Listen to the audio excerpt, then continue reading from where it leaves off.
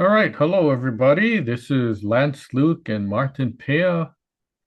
Uh, this is the last masterclass webinar of our 2025 series on building construction, safety, and good things like that. So, welcome those of you who are on our Zoom platform. We're also restreaming on Facebook, LinkedIn, and YouTube. So, very important subject. And if you're not attending, it's probably because you're either working or Christmas shopping or something like that. But you can always watch the replay. And we have a very important subject, home safety for the holidays. If you're driving around, um, going to see holiday Christmas decorations with a lot of lights that use electricity, and you're driving around your neighborhood, you're going to see the same thing with those of neighbors who participate and want to get in on the spirit of things. But that's good for enjoyment. But we also want to let you know about some safety issues, and we're going to give you some tips today on tips for electrical safety and fire prevention. So this master class is presented by Construction Management Inspection, located in Honolulu, Hawaii. And I'm going to go through these slides fairly fast so we can get to the issue at hand. So, home safety for the holidays. A lot of things to be aware of. You probably already know, but this could be a refresher. Let's talk about identifying common electrical hazards. It's pretty common. You don't want to have a situation where there's overloaded electrical circuits with holiday lights and decorations, too many plugs, extension cords, and a power strip, and the power strip is plugged into another power strip, maybe plugged into the outlet. So you don't want too many electrical cords, or as we call it, um, spaghetti looking situation. Also, inspect all your electrical cords, not only your extension cords, but your power strip cord and all the cords, the wires that you're hanging either on your Christmas tree or outside your house or inside your house. Inspect it and look for any bends, frayed. If you can see the wire, um, the copper wire or some kind of metal looking wire, that's not good. Okay, that means the insulation that's covering the wire has gotten damaged or torn or ripped. Okay, so what do you do in those kind of cases? You don't tape it with duct tape, electrical tape, or anything like that. You throw it away, get rid of it. It's not safe. How many people know how to use extension cords? Everybody raises their hand. Yeah, we know. We just plug stuff in, and I see Martin raise his hand. But actually, there's improper use of the extension cords, right? So the deal is, okay, extension cords, their purpose is to connect a plug that doesn't reach the outlet, right, to the outlet. But in a lot of situations where you're using it outdoors, right, it's illegal to use an extension cord for permanent wiring. So if you're going to put up a fluorescent light, let's say, because you didn't have one in your garage, and the plug on the extension cord is not that long, right? So you gotta use the extension cord. So there's a plug, maybe it's 4 feet, 6 feet, or somewhere like that. If you hang it in the light in your garage ceiling, it's not going to reach the outlet. So you use an extension cord. right, and plug it into the outlet. Believe it or not, that's in violation of the electrical code because you're using an extension cord as permanent wiring. And you don't nail or staple the extension cord to the side of your house. That's also not a good practice because a staple or nail could pierce the wire, and then all of a sudden either a shock hazard or you have a fire starting.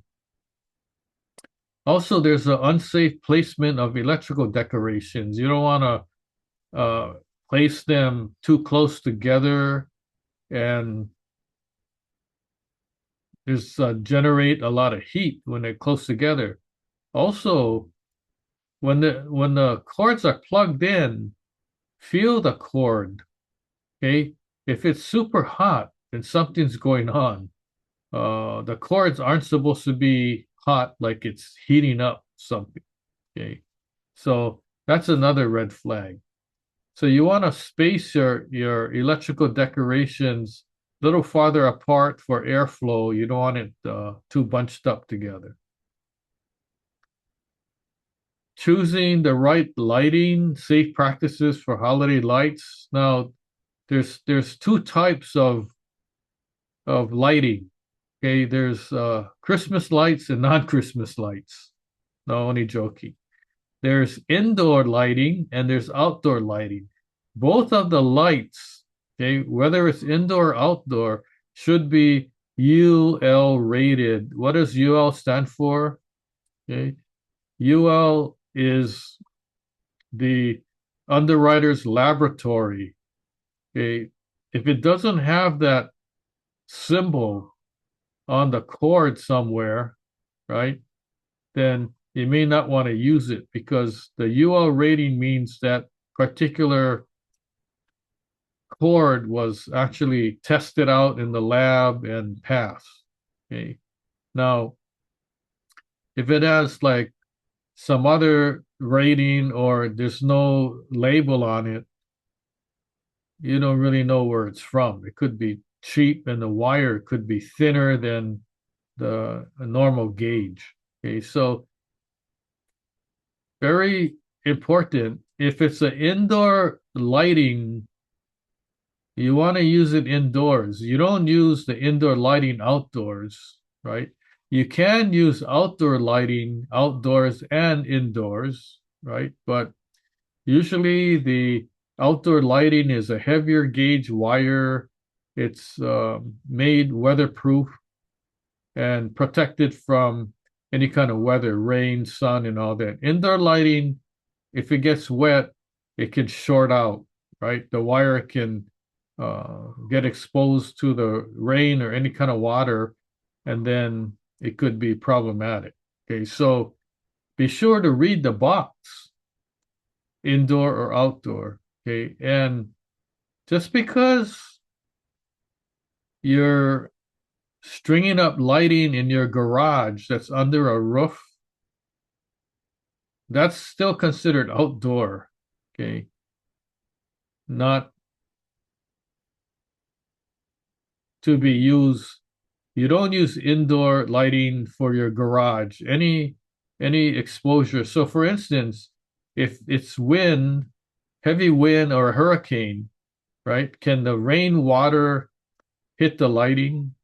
If the answer is yes, then it's not, your lighting is should be outdoor lighting and not indoor lighting. Okay, so there's a difference.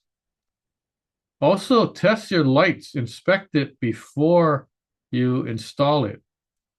I know when I was small, I had these boxes of lights that look like in the picture where it's all like tangled up and all that. And I spent time untangling the lights, and then I started hanging them up using a ladder. I missed step one. I didn't inspect it and test it first. So when I twirled it around the nails and strung it around the garage, I said, oh, finally I'm done. When I went to plug it in, it didn't work. So I had to take it all down. And the old lighting was problematic because when one bulb didn't work. The whole string didn't work. Okay, that was um, that was pretty bad. So now the newer ones, if one goes out, the whole string still works. So make sure you want to test it out. In fact, right, take it out of the package, right? If it's brand new and test it right away. If it doesn't work, then take it back. Because if you wait too long, they might not give you a refund, especially if you wait to after Christmas and take it back wanting a refund. Okay, proper installation, safe practices for holiday lighting. Um, when you install lighting outside your house, make sure you use a ladder, right? And you're not trying to reach higher than you should. And look at any kind of metal. On roofs, there's gutters, metal gutters, and metal flashing around the edge of the house. You don't want to have the lights, especially a wire, in contact with metal, and don't use nails or staples. Now, um, if you use nails, you pound the nail in, not all the way, and leave enough room, and then you can wrap the light around there. But don't use nails to nail the wire, to your house eave or anything like that. Don't use nails, don't use staples. Okay. One thing is hard to get out. The other thing is if you miss and somehow the staple or nail protrudes the wire, now that's a shock hazard and a potential fire hazard. Some more safe practices, use a timer to avoid having your lights on overnight.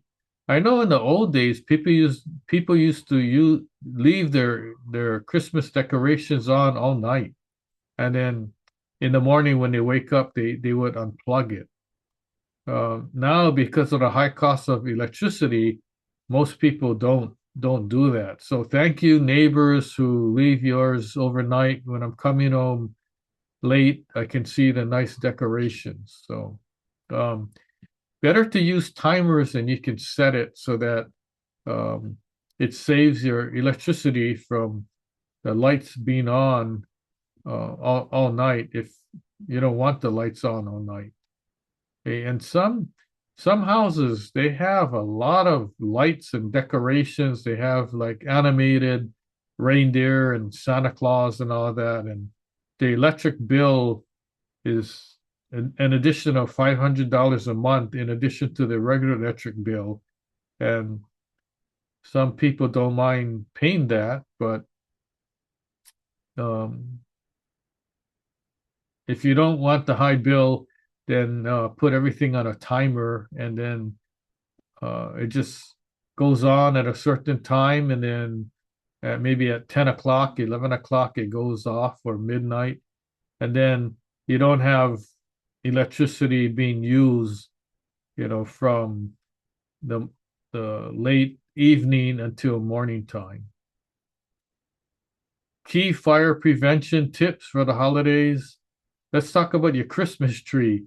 You wanna, if you do have a live Christmas tree, you have to keep it hydrated. You have to keep watering it because it's a live tree, right? Although it's cut, it doesn't have any roots. What's happening is the bottom of the trunk where it's cut, it's acting as a root and it's drinking the water. So if you ever had a live tree in a tree stand and you filled it up with water, try check the next day. The next day there's like no water at all because the tree is drinking the water. So why do you want to do that? Well, you want to make sure that all the pine needles in the tree stay fresh and green because when it starts drying out, right, it gets brittle, it makes a lot of rubbish, and then the worst is that it's a fire hazard.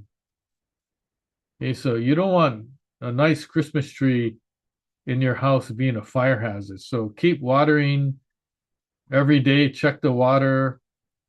Believe it or not, there's sap in in those trees. So no matter what kind of brand tree, whether it's a Douglas fir, Norfolk pine, um, any of the varieties, there's sap in the tree, and it's easily set on fire. Okay, so if you ever seen a Christmas tree on fire, it's very dangerous. The whole tree just it almost looks like someone sprayed it with gasoline because the whole tree just goes up at once. Okay, and that's a dry tree. If the tree is still green, it can still burn. Okay, so Pete, don't think that, oh, it has to look brown and dry before it becomes a fire hazard. A green tree is still considered a fire hazard. Some more tips. If you like candles, right? There's a safe placement of candles and open flame. Um, the object is you want to keep the candle on a plate or some kind of flat object that can collect the wax, and it also prevents the candle from, if the candle were to tip over, right, the plate can catch it and you don't have a live flame burning your tablecloth or centerpiece or anything else. So very important if you're dealing with candles. In fact, I know people who um, just restrict candles from their house at all. No candles. You can buy the ones that are fake and it's battery operated and they look like candles. They even have the flickering flame, right? But it doesn't have a live flame, so it can't catch anything on fire. So you may want to consider that as an option to a live candle. If you do have a fireplace or a mantle or um, things like that of a house, avoid flammable decorations near your heat sources. So, in other words, you don't have like um, a bunch of ribbons or even live decorations too close to the fireplace or the flame because they can easily catch on fire. A lot of decorations are made of material. I saw one house, they had these uh, Santa uh, outfits and stuff hanging, uh, and it was like so close to the flame. And then you throw more logs in, and the flame starts escaping out of the fireplace. And next thing you know, the whole house could catch on fire. So just be careful. Just be aware of those decorations. You want to use flame resistant or non-combustible decorations if at all possible. I know there's some houses or even stores or hotels that have nicely decorated Christmas trees, and they have all these fake presents. And the presents are actually empty cardboard boxes that they wrapped and put ribbons around. So here you have looks like a lot of gifts, but they all could catch on fire, right? If there was a flame somewhere. So be aware of the decorations. If you're in areas that are cold, you're going to use heaters, space heaters and portable heaters and all that. All these heaters are considered an electrical appliance, so you want to be safe with those. If you're going to use an extension cord, like I mentioned before, make sure you inspect the cord and throw it away if it's not safe. And these heaters are actually um, heated up metal filaments, right? So it's still an electrical appliance. How about power strips and extension cords? You want to select the right extension cords and power strips. No matter what country you live in. I know different countries have different looking electrical plugs. Some have like a flat, like in the United States, you got a flat two prong with a ground rounded ground prong. And then in some European countries, you don't have a flat prong. It's all rounded prongs. So um, whatever type it is, the situation still applies. You use power strips, but you don't want to overload your power strip. In fact, some people, oh, the power strip only has room for, six plugs.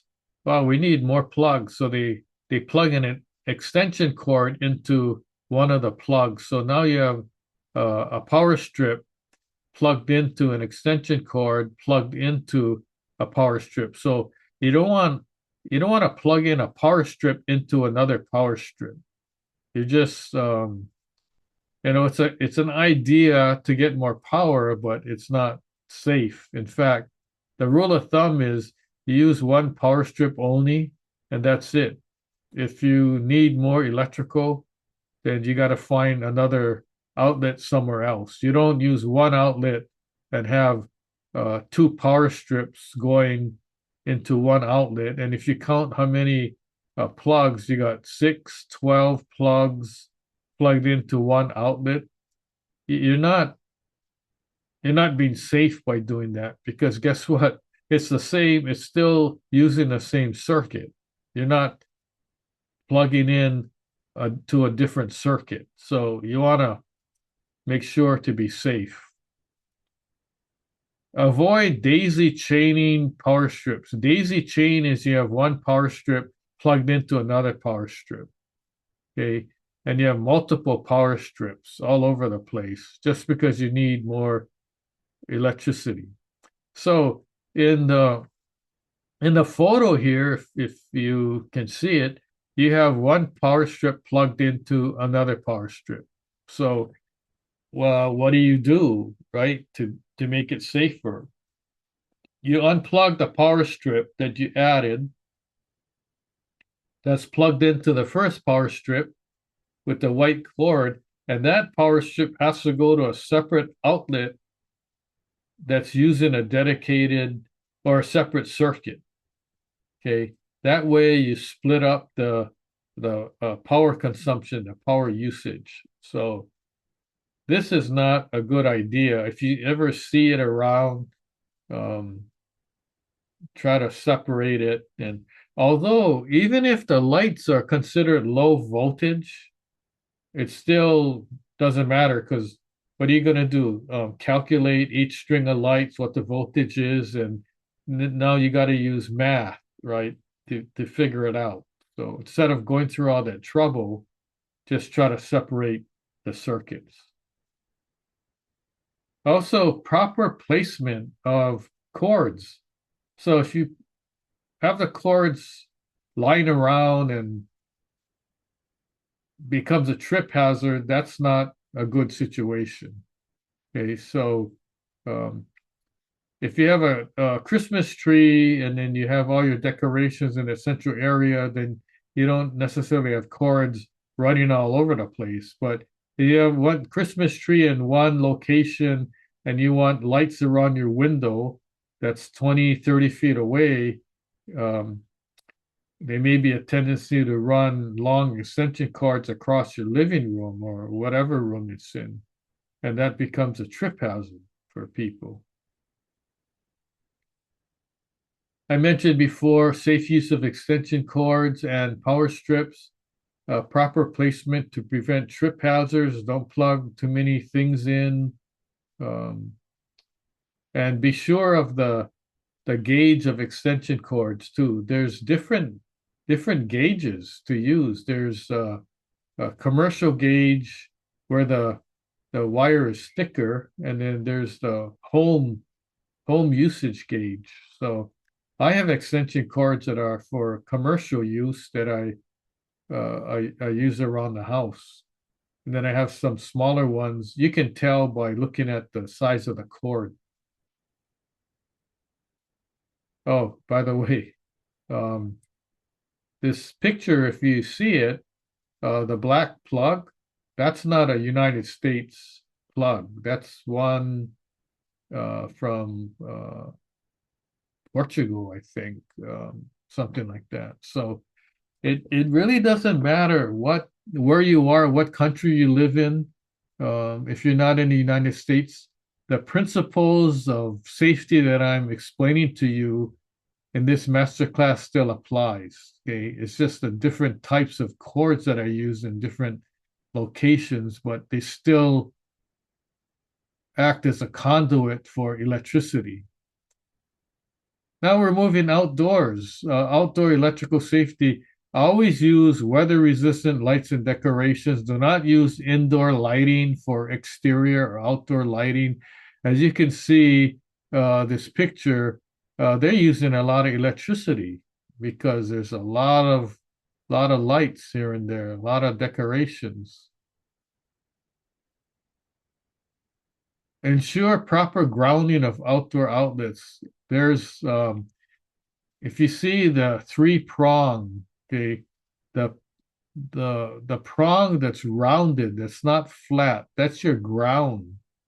Okay, and then there's also what's considered ground fault interrupter protection. That's commonly known as a GFI or GFCI, ground fault circuit interrupter. And that's protection at all outlets near water sources. So GFI outlet should be um, at your carports, garages, anywhere within 6 feet of your sink, outdoor laundry sink, your utility sink, pools, any kind of area where there's water. It should be ground fault protected. Older houses not necessarily have that protection. Newer houses is required by code. Okay, so if you don't have that protection, I would recommend changing out, have an electrician change the outlet out. Let's say you're plugging your outdoor lighting in an outlet that's not ground fault protected. Change that outlet to a ground fault uh, protected type of outlet. The outlet itself is only like $15-$20, right? So for safety. Also, if you see the image, there's from the utility pole in the street, okay, the wire would go to your house.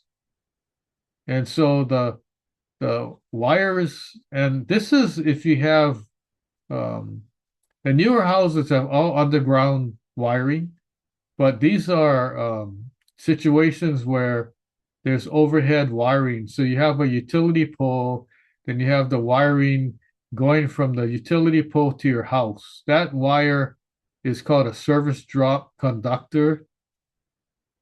And then it goes to the service point, and there's a masthead uh, conduit that goes to your main electric meter.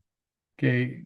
The reason why I'm bringing this up is if your service drop, the conductors are too low, okay, that could be problematic. So you don't want to set up a ladder too close to this, or even people who have trucks that are high. Um, you don't want any contact with these power lines because it's live. So just be aware of that. Make sure your outlets are grounded. If you don't have grounded outlets, then you should put a ground fault circuit interrupter. And basically, that's a synopsis of holiday safety, mainly electrical, okay, that we're talking about, to be safe, electrical, and then also anything that could catch on fire that are plants like your Christmas tree, any kind of other wreaths or um, vegetation, even holiday plants like these poinsettia plants and all that. If it's not watered and it's dried out, it could catch on fire too. So um, when we had numerous wildfires in Lahaina and parts of the United States, they were actually green bushes and trees that caught on fire and burnt. So the the the big thing to remember is just because it's green doesn't mean that it can't catch on fire and burn. It can. So just beware. Um, what you miss, we've given probably two separate masterclass webinars each month. We have a website that you can go to that we covered a lot of um, different topics on construction and building, safety. There's a couple on condos and real estate. You go to our website for that. What's coming up? We have two masterclass webinars planned per month next year. So it's all on our website. You can sign up for it now if you want. And you're asking, well, what's your website? Here it is, askbuildingexpert.now.site. Now, we don't only have webinars that you can sign up for. We have special websites that we call expert websites. So for each component and other important subjects, we have a website for that. So for instance, we have a website for painting, waterproofing, fire life safety, um, asphalt. We have a website for construction contractor licensing in Hawaii, Lahaina wildfire. There's a whole bunch. And there's no cost like our masterclass webinars. It's free. We have a National Building Expert blog that has tons of information that you can learn from. And then, of course, our masterclass webinars that you can take a look at. And we have books that are available too. Um, as of this date, we have over 75 books that are available on different subjects. How safe is your building? Cast iron, drain piping, asphalt reconstruction, concrete spalling, senior safety in the home, Lahaina wildfire. We have 3 books on the LA wildfire. So we just keep writing away. And then we have other websites that are related to the topic. We have one, electricalexpert.now.site and firelifesafety.now.site. So we're always wanting to provide additional knowledge and information to help people. And I was telling Martin, if one person benefits from, one of our master classes or information on our website or a book, then that's what we want. We want to help one person, 2 people, and a bunch of people. So that's the reason why we're doing this to help everybody and educate everybody. The knowledge and information is free. You just have to avail yourself and decide, how you're gonna learn. Is it from a book? Is it listening to or watching a webinar? You can listen to a webinar. There's different ways that you can get the information. And also, if there's information that you need, you have questions, and it's not covered in any of our materials, you can still reach out to us and we'll be happy to help you. So that's the end of our presentation. Happy holidays. You got questions, we got answers. So we got some time now to take any questions that may come up. And even if you're like Christmas shopping, if you're online on Facebook, you can always post. So if we can't get to you today, if you make a post on the platform that you're on, like YouTube, LinkedIn, or Facebook, we're always going to respond. So we may not read it right away, but we'll get to it. And if somehow we missed it, send us a reminder and we'll be able to touch bases with you and give you the answers that we need. If we don't have the answer, we'll tell you where to get it. So that's how nice we are. We're good people. So we're gonna turn it over to Martin now and see if there's any questions that came up. Oh, yes, Lance, you have one on the Zoom. Can you look at that? Or you want me to just kind of give you that Oh question? yeah, you wanna read it? Sure. It's from one of I think one of your Zoom live viewers. It's asking, many strings of Christmas lights can be connected in series. How many strings can be daisy chained to one outlet? Well, my first answer would be, you see the little paper that comes in the box? You might want to read the paper and see what it says. That's your first instructions, but um, it's a case by case basis because it depends what what type of lights. If it's strings from your Christmas tree, you can basically add a lot of strings because that Christmas tree wiring is a thinner gauge and uh, it doesn't use that much electricity. If it's outdoor lighting, the gauge should be thicker and you shouldn't be connecting too many together. But and then what you do is after you um, connect it together, turn it on, and then uh, feel the wire. Okay, if the wire is cool, then you're okay. But if it's hot, it's just like it's heating up. I don't think that's a good idea. So let's say you have like 5 or 6 strings together. You feel the wire, and it's like there's one area that's like hot.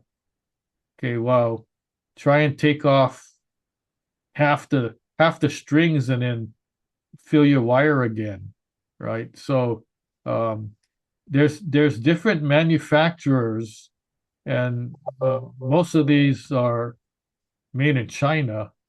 Um, Sorry, I don't know what happened. Spaced out. So um, they're not made in the United States, so just be careful. Every there's so many different manufacturers, so I can't give like a overall, well, you can only connect 3 or 5 strings together. So read the label, read the box, instructions in the box, read the little paper that comes in the box. Don't read the Chinese version. Okay, read the English version. So even if you read Chinese, you probably don't want to. The problem I have is they give you these instructions and the paper that it's printed on is almost like rice paper. The thing is so thin. Um, and then some other things that you buy, like a bigger appliance, you get this huge manual and you go, whoa, what is this? And then you look and there's 2 pages of English and then the rest are in French, Italian, German, and who knows what. So the majority of that the paper is not even in English. So I guess they want to protect themselves because they don't know who's buying it, right? So all right, well, hopefully I answered that question. Yeah, have fun decorating if you haven't done already. Okay, thanks, Lance. I guess the rest of the questions have been kind of either come through the social or were submitted by interested parties here. But next one is, how many devices is it safe to plug into one power strip during the holidays? Hmm. Okay, if you have a power strip that has six plug inputs in it, okay, then you can plug six in that power strip as long as, like, if we're talking about string lights, you can plug string lights in there, but you don't want to be plugging in an extension cord in the power strip or another power strip into that same power strip. Okay, extension cord is to use to plug the power strip in because it doesn't reach the electrical out. So an extension cord is not made to plug in a power strip and then um, now you have more power, right? Or you used up five of the slots in the power strip. You have the sixth one left over. Now you plug an extension cord or another power strip into that sixth slot, and now you got six more slots, right? That's not how to do it. You're just overloading the circuit and creating a fire hazard. So just be safe. Sometimes it's common sense, like, oh, should I plug this thing in here or not, right? So um modern houses can handle because they got more circuits. The older houses are more problematic because when the old houses were built, they basically didn't have enough outlets, right? So the older the house, like you have one bedroom, for example, you have one outlet in that bedroom. That's it. The more modern houses, you got one outlet on every wall, right? Or if it's a huge room, you got one outlet every 6 feet. So you got way more outlets than you really need.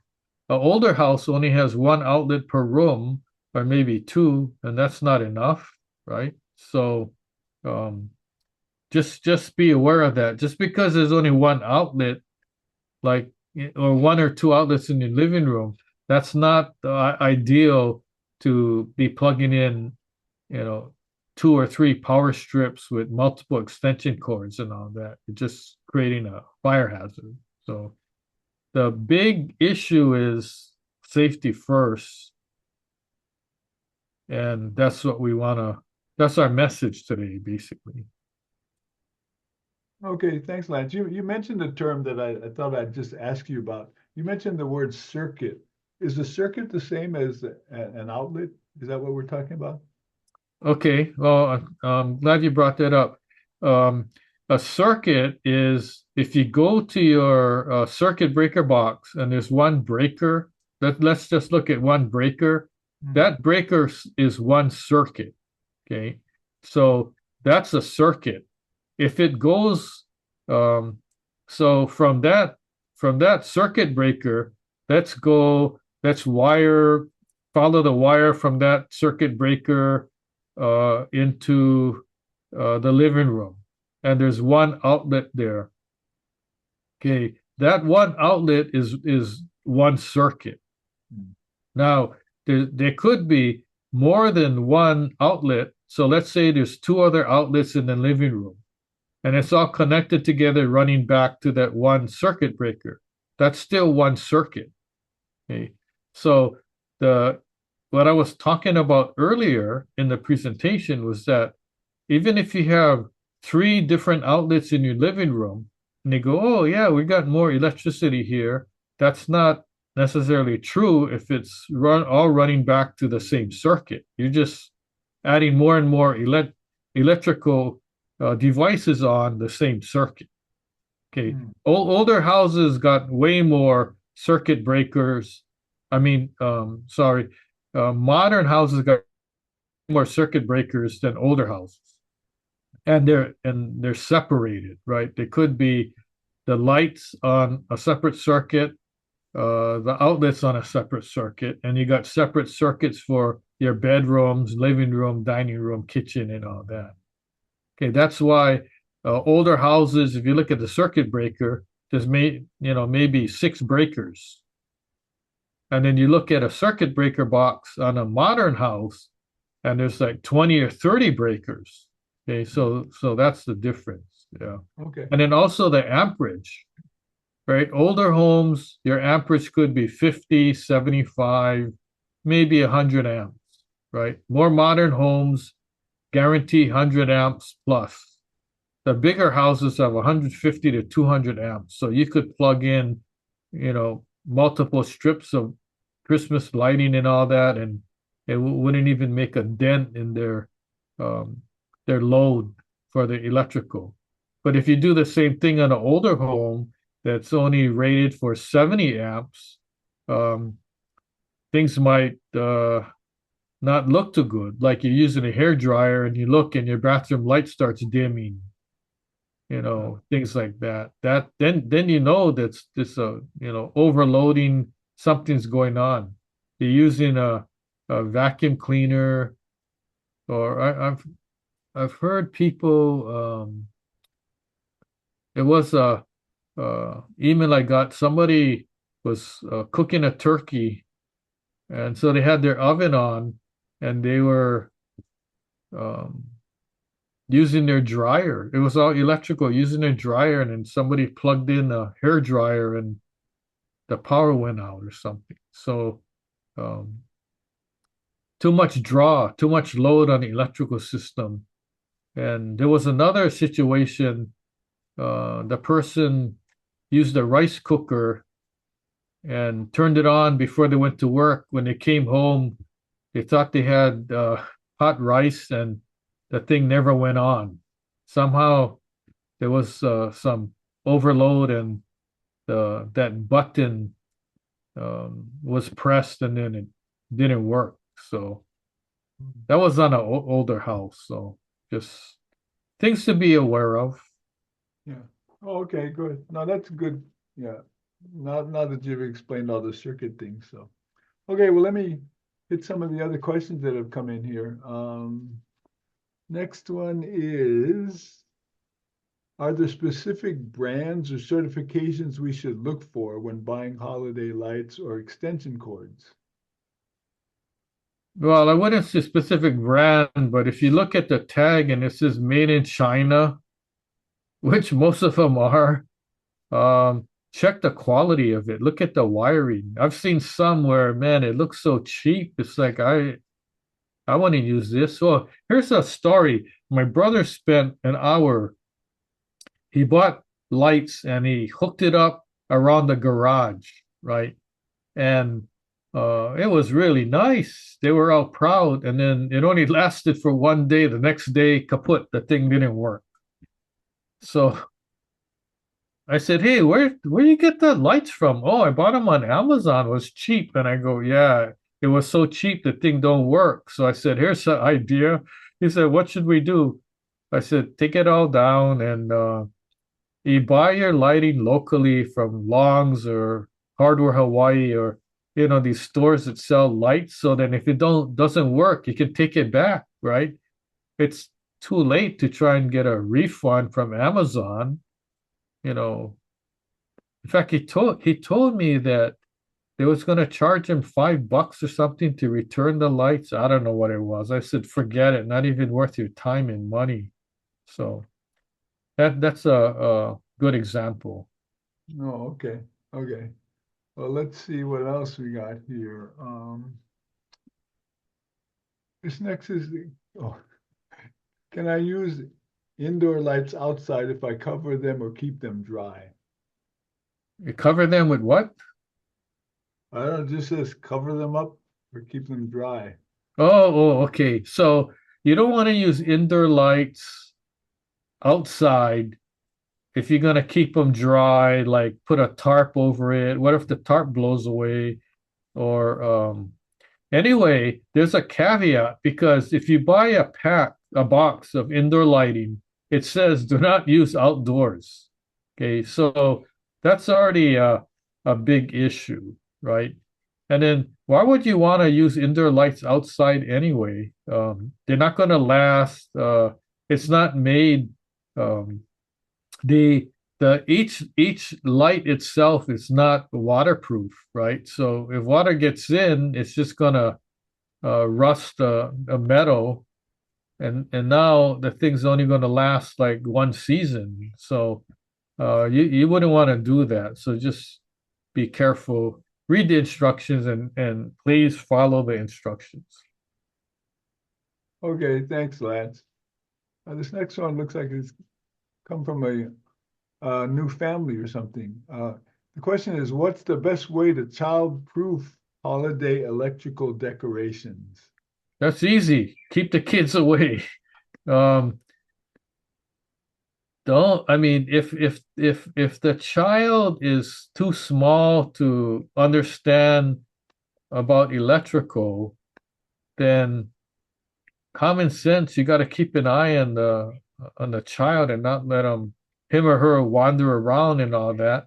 You know, what's happening is when the children see and they're excited about holiday times, they want to look under the tree, they want to look at the gifts and look on, the tag to see if their names on the tag, and they get excited and all that. So, um, which is to be expected, but have a talk with them and, tell them about the electrical wiring and things like that. I know when in my house when I was growing up, one of our jobs, the kids' job was to plug in the lights.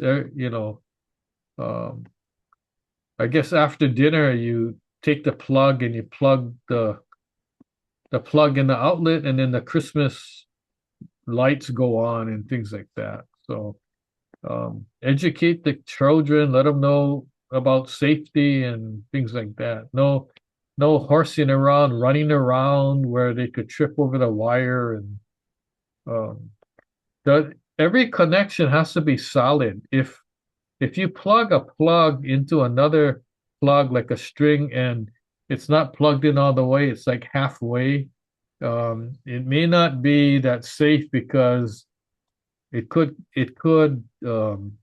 create what's called arcing, where the electricity has to jump and it's not solid connection. So there's a lot of stories about fires and people getting shocked and all that during the holiday time. So that's the whole reason why we're doing this masterclass webinar, to educate people, make them more aware. Because even if you learned about it last year, you know about it, this is still a good refresher um, presentation to just make everybody more aware.